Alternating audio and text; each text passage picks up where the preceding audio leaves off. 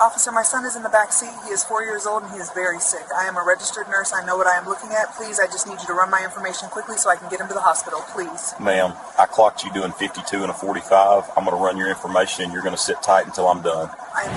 He told her to calm down. He told her the hospital wasn't going anywhere. He told her that if she kept raising her voice, he would make things very difficult for her. And then he went back to his patrol car and took his time. Officer Brendan Tully had been doing this for 11 years, and not one person had ever made him pay for it. That night on Callaway Bridge Road, with vomit on the back seat and a child going silent, he met the one woman who would. What Brendan Tully didn't know was that she was already building the case that would end him.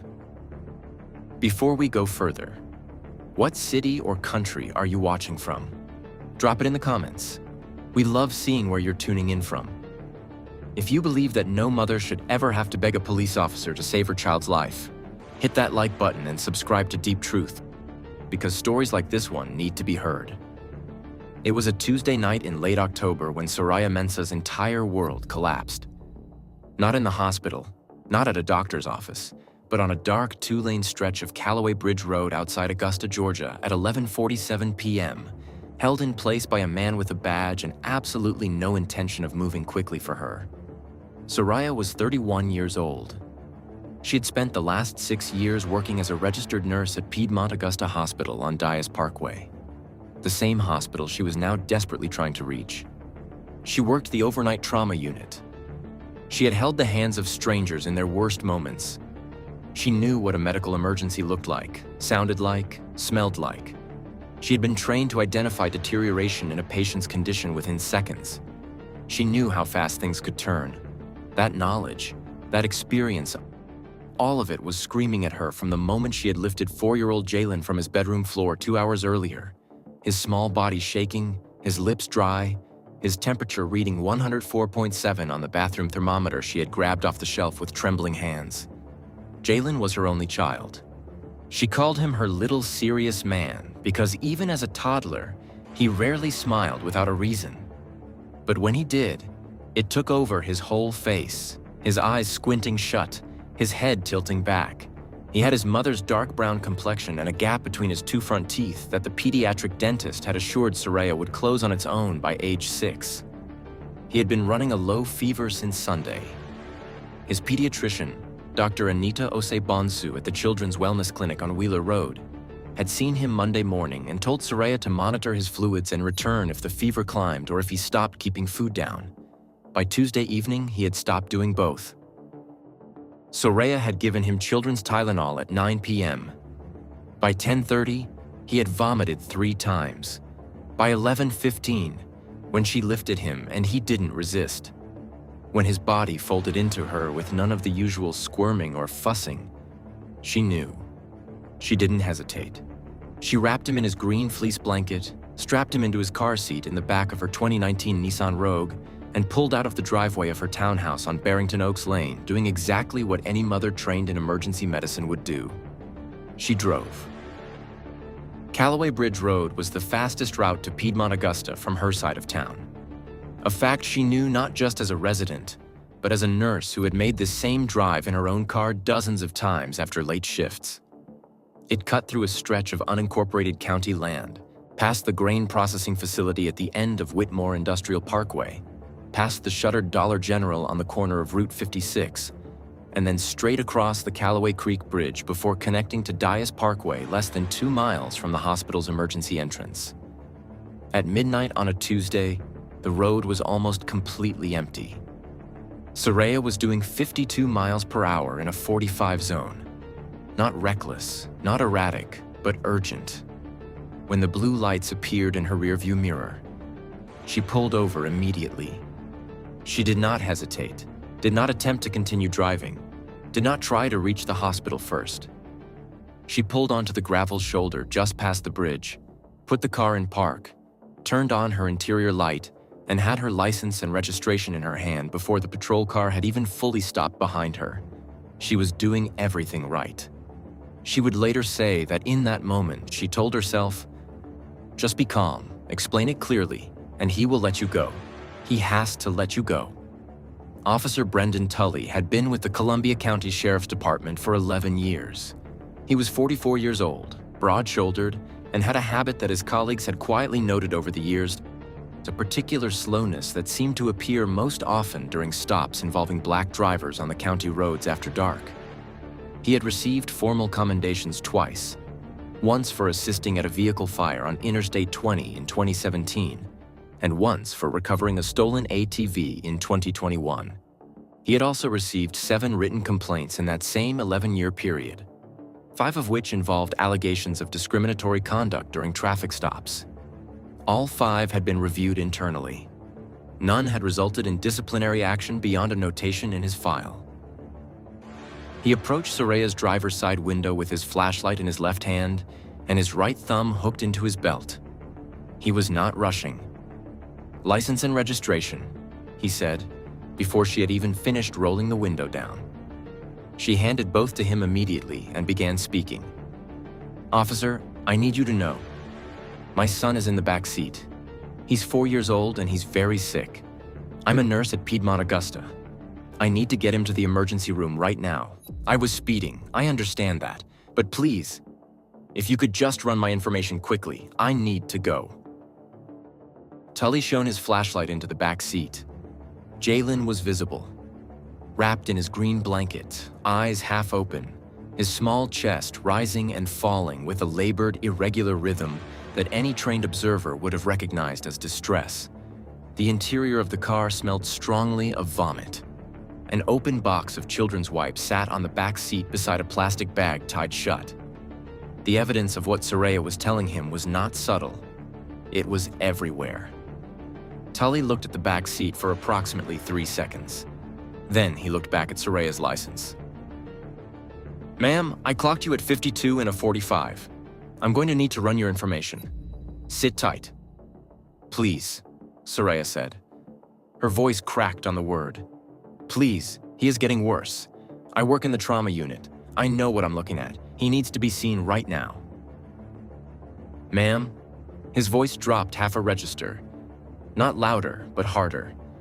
"I said sit tight. If you keep escalating this, I'm going to have to ask you to step out of the vehicle, and that's going to take a lot longer. Do you understand me?" She understood him perfectly. She turned back to face the windshield, both hands visible on the steering wheel. And she began to pray under her breath. In the back seat, Jalen made a small sound. Not crying, something quieter than that. And then went still again. Tully walked back to his patrol car. He did not run her plates once. According to the body camera footage that would later become the centerpiece of a federal lawsuit, he ran her information 3 separate times over the course of the next 47 minutes, pausing between each one to make a personal call, finish a convenience store coffee that had been sitting in his cup holder, and complete his incident log at a pace that his own department's response time records would later prove was nearly 4 times slower than his documented average for routine traffic stops. Soraya turned around to check on Jalen 11 times in those 47 minutes. The body camera captured every one. By the time Tully returned to her window with her license and a written warning, not even a ticket, a warning, Jalen had stopped responding to the sound of her voice. She didn't wait for Tully to finish speaking. She took her license, put the car in drive, and covered the remaining 1.8 miles to Piedmont Augusta's emergency entrance in under 3 minutes. She was out of the car before it had fully stopped, Jalen in her arms, running through the sliding glass doors of the ER she had walked through 1,000 times. Except this time, she was on the wrong side of everything. The triage nurse recognized her. The attending on duty recognized her. Everyone who saw her face that night would later say the same thing. They had never seen Soraya Mensah look like that. Not in 6 years. The team worked on Jalen for 22 minutes. It was not enough. Soraya Mensah did not sleep that night. She did not sleep the night after that either. She sat in the same chair in the corner of her bedroom for 2 days, still wearing the clothes she had on when she carried Jalen through those emergency room doors, and she stared at the green fleece blanket she had folded and placed on the foot of his bed because she could not bring herself to put it anywhere else. The grief was total. It covered everything. But underneath it, from the very first morning, something else was growing. quiet, steady, and completely determined. On the third day, she got up, opened her laptop, and started writing. She wrote down every single detail she could remember about the stop. The time she was pulled over, 11:47 p.m., confirmed by her phone's call log because she had attempted to dial 911 before thinking better of it and lowering the phone. The time Tully returned to her window, 12:34 a.m., which she knew because she had looked at the dashboard clock the moment he handed back her license. She wrote down his exact words. She wrote down the 3 times she begged him to let her go. She wrote down the way he looked into the back seat, saw Jalen, and walked away anyway. She wrote down the personal call. She wrote down the coffee cup she had watched him finish through her rearview mirror. She wrote down everything, and when she was done, she printed it, signed it, and dated it. Then she called the Columbia County Sheriff's Department and filed a formal complaint. The woman who took her call was polite. She was given a complaint number and told that someone from the Internal Affairs Division would be in contact within 10 business days. Soraya thanked her, hung up the phone, and then called the one person she knew would not tell her to wait. Her older sister, Denise, arrived at the townhouse on Barrington Oaks Lane within the hour.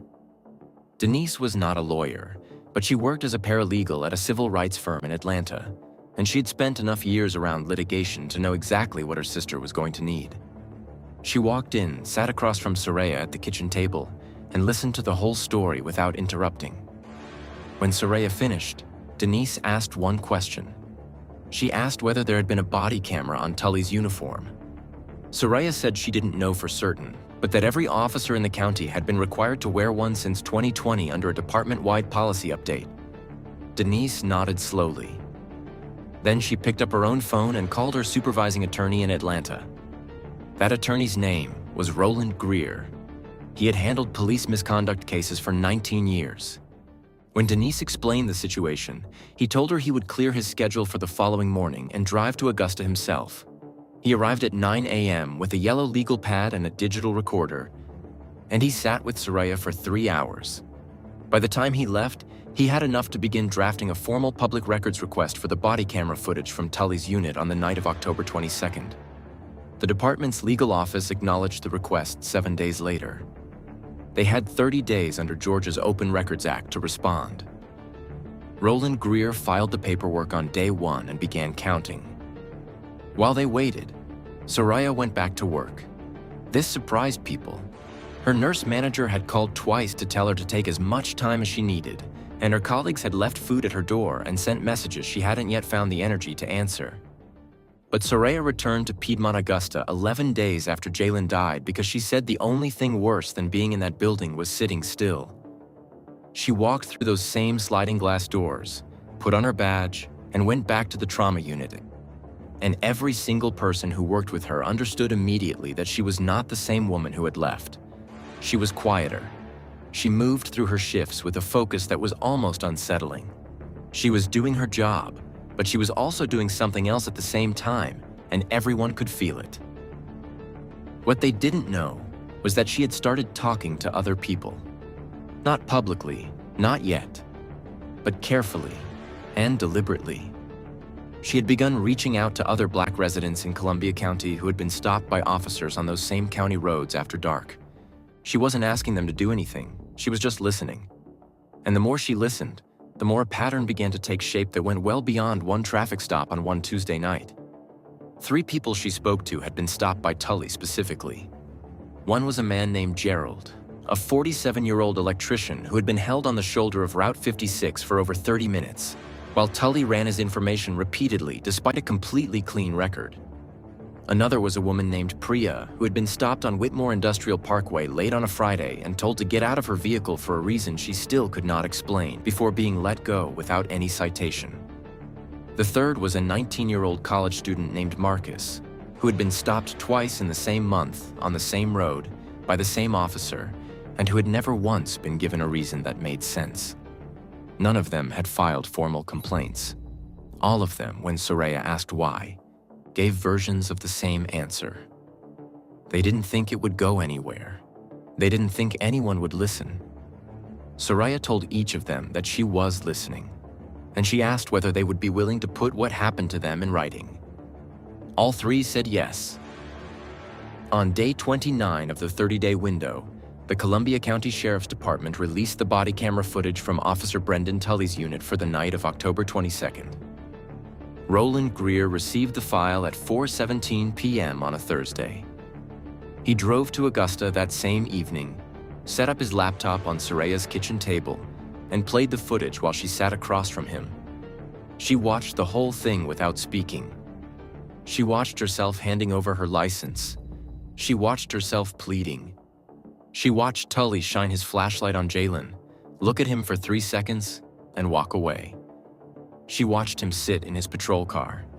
She watched him make the phone call. She watched herself turning around to check on Jalen 11 times.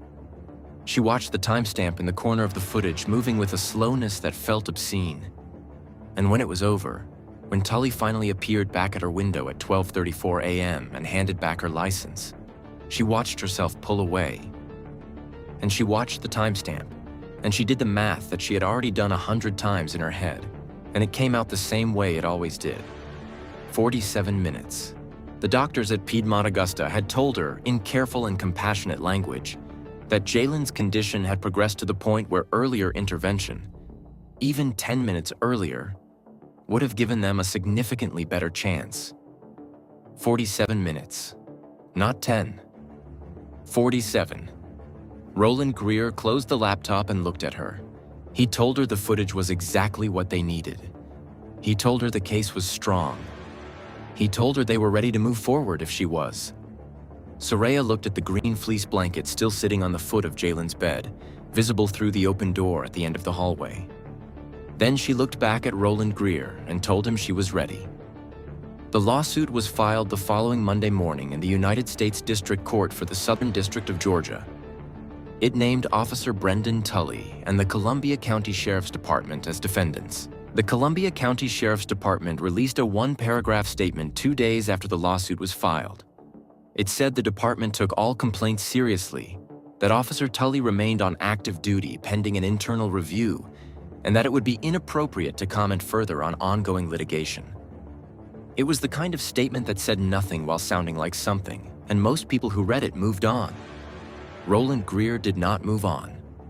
He had requested Tully's full personnel file as part of the discovery process. And when that file arrived, 214 pages, delivered in a sealed envelope to his Atlanta office on a Wednesday morning, he cleared the rest of his day and read every single page. By early afternoon, he had stopped taking notes and started making calls. What was in that file was not a surprise to everyone, but documented in black and white, in the department's own language, on the department's own letterhead, it was something else entirely. It was proof. Brendan Tully had been the subject of 11 formal complaints during his 11 years with the department. Not 7, as earlier records had suggested. 11. 4 of them had never been entered into the main disciplinary database. They existed only in the paper file, buried between performance evaluations and training certificates, in a section of the folder that had no label. 3 of those 4 hidden complaints described the same pattern. A black driver stopped late at night on a county road, held far longer than the stop required, and released without explanation. In 2 of those cases, the drivers had specifically written that Tully ignored their stated emergencies. One complainant, a woman named Tasha Brewer, had written in her 2019 complaint that she had told Tully her husband was having a cardiac episode at home and she needed to get there. She wrote that Tully told her to lower her voice, return to his patrol car, and kept her on the shoulder of Hargrove Mill Road for 38 minutes before letting her go. Her husband survived. She had filed the complaint 3 days later, received a confirmation number, and never heard from the department again. Her complaint had never been investigated. There was no review record attached to it, no interviewer's notes, no resolution memo, just the original 2-page handwritten statement, paperclipped to nothing, sitting in a folder that should never have existed. Roland Greer put that complaint on top of the pile and kept reading. Of the 11 total complaints, 8 involved black drivers. 7 of those 8 involved stops that occurred between 10 p.m. and 2 a.m. on rural county roads. In 6 of the 7, Tully had held the driver for more than 20 minutes with no arrest, no citation that held up, and no documented justification for the length of the stop. The department had formally investigated 3 of the 11 complaints. All 3 had been closed with the same language: insufficient evidence to support a finding of misconduct. In 2 of those 3 cases, the investigating officer was a man named Sergeant Dennis Lofton, Tully's direct supervisor, and according to a 2018 department directory still sitting in the file, his former academy roommate, E. That detail alone stopped Roland Greer cold for a long moment. He then turned to the section of the file that covered Tully's body camera compliance history. Every officer in the department was required under the 2020 policy to activate their camera at the beginning of every traffic stop. The compliance log showed that between January 2021 and October of this year, Tully had filed 43 incident reports involving traffic stops. Body camera footage existed for 31 of them. For the remaining 12, the log listed the same notation each time: equipment malfunction, footage unavailable. 12 times in less than 3 years. The department average for camera malfunctions across all officers in the same period was 1.4 per officer. Tully's number was more than 8 times that average, and not one of those 12 incidents had triggered a review or an equipment audit. Not one. When the lawsuit became public and local news outlets in Augusta began covering it, a reporter at the Augusta Courier named Deb Whitfield started pulling public records of her own. She filed 7 separate open records requests in 10 days. What she found added another layer to what Roland Greer had already uncovered. Between 2018 and 2023, the Columbia County Sheriff's Department had paid out 4 civil settlements involving complaints against officers on patrol. None of the 4 had been disclosed in any public report or annual review document the department had released during that period. The total amount paid across the 4 settlements was just over $340,000 in county funds. Taxpayer money, paid quietly, with no press release, no policy change, and no public acknowledgement that any of it had ever happened. 2 of the 4 settlements had involved Officer Brendan Tully. Deb Whitfield published her findings on a Thursday. By Friday morning, the story had been picked up by 3 Atlanta television stations. By Saturday, it was national. The detail that spread fastest was not the settlements. It was not the hidden complaints. It was Tasha Brewer's 2019 statement, the woman who had told Tully her husband was dying at home and been held on the side of the road for 38 minutes anyway. When Tasha Brewer saw her own words quoted in the Augusta Courier on Friday morning, she called the paper, confirmed she was the complainant, and agreed to speak on camera.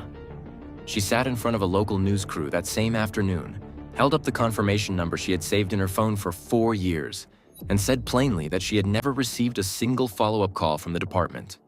Not one. In 4 years. That interview ran on every major outlet that had picked up the story. Roland Greer filed a motion 2 days later requesting that the court compel the department to produce all internal communications related to the 4 hidden complaints. He also formally requested the complete body camera archives for all 12 stops where Tully had logged equipment malfunctions. The department's legal team objected on both counts.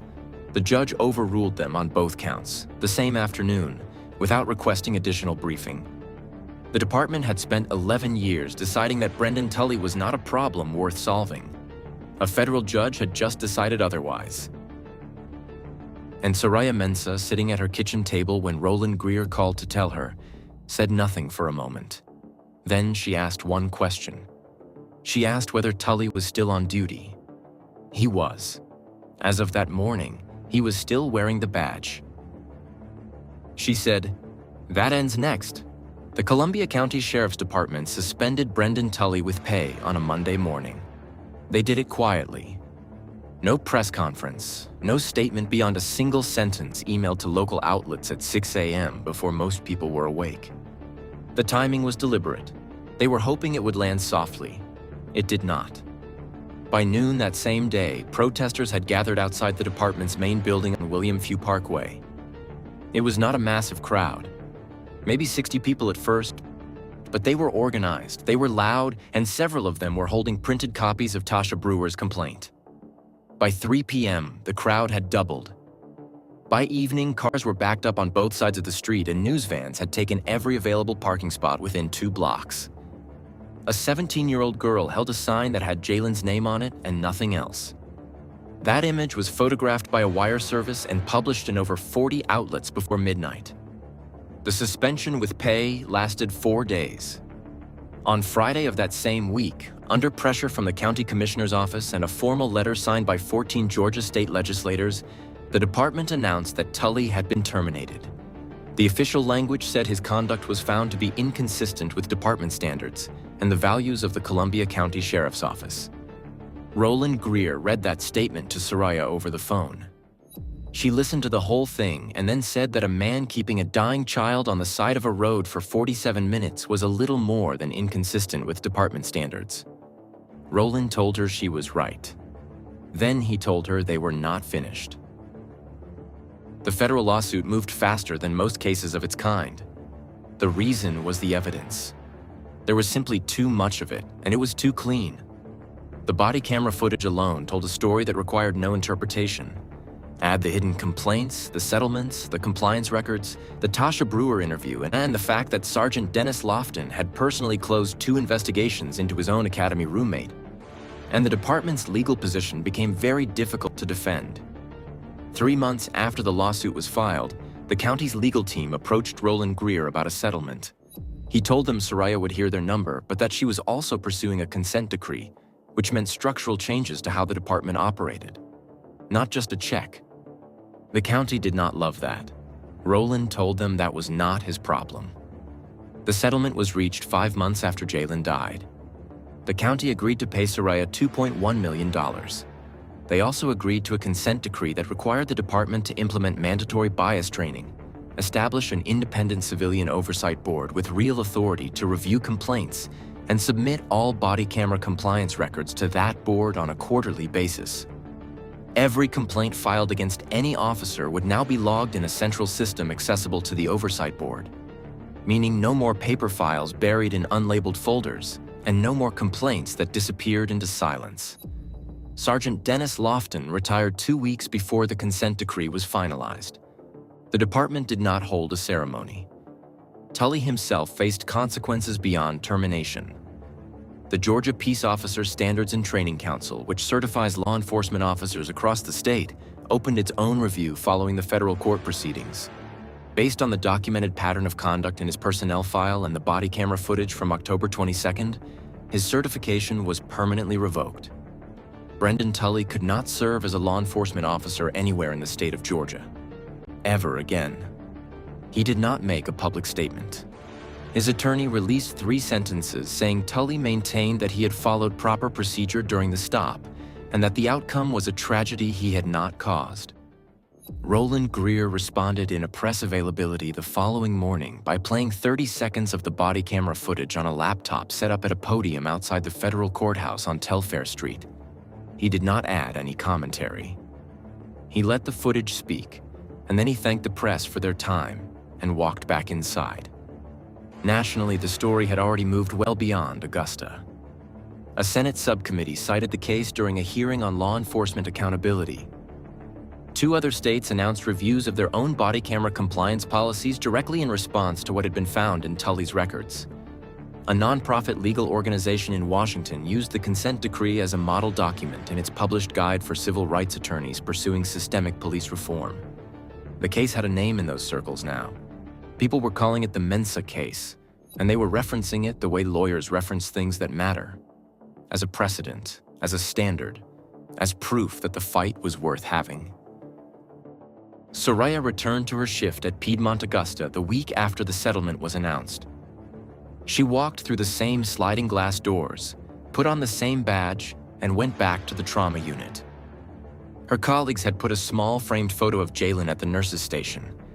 Just his face, that gap-toothed smile, his eyes squinting shut the way they did when something made him genuinely happy. Soraya had approved it.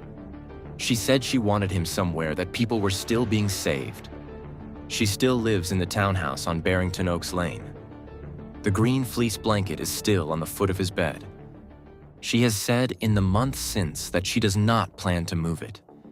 She said Jalen picked that blanket out himself at a store on Washington Road when he was 2 years old, pointing at it from the cart with complete certainty, the way small children sometimes know exactly what they want. She said it still smells like him if she doesn't wash it, so she doesn't wash it. Brendan Tully had 11 years and 11 complaints, and a department that looked the other way every single time. He stood at a car window, looked at a sick 4-year-old boy, and walked away. He thought that was the end of it. Soraya Mensah made sure it was only the beginning. Jalen was 4 years old. He deserved to turn 5. If this story moved you, share it with someone who needs to hear it. Every view, every share, and every comment keeps stories like Jalen's alive, and keeps the pressure on the systems that would rather we forgot. Hit the like button, and if you're new here, welcome to Deep Truth, where the camera never lies and silence is never an option.